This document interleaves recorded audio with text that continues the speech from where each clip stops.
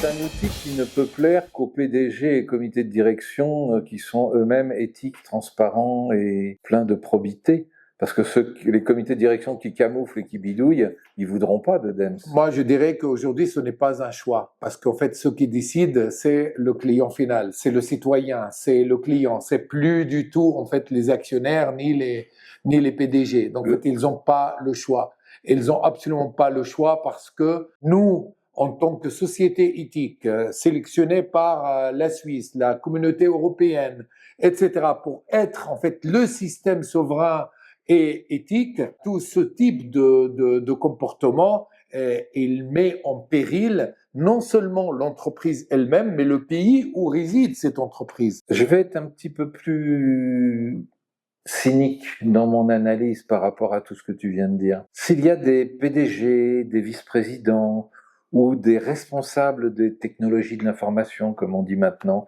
des data scientists qui refusent de mettre DEMS Nexus en place, moi j'irais jusqu'à me poser la question, c'est-à-dire jusqu'à quel point ça les dérange et pourquoi. Je te rejoins en fait là-dessus, c'est qu'en fait moi je ne porte pas de jugement. En général, moi non plus.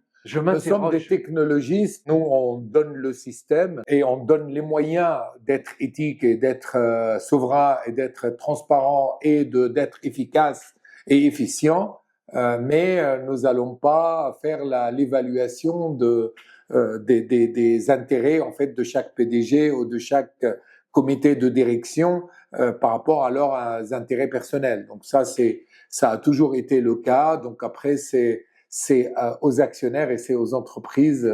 Il faut que les actionnaires aient accès à DEMS voilà, Nexus pour prendre des bonnes décisions. Exactement. Et comme ça, ils peuvent même les protéger. C'est-à-dire quand on sait qu'on est surveillé dans notre éthique, eh ben, c'est une persuasion. Donc il faudra dissuader la malversation plutôt que la punir.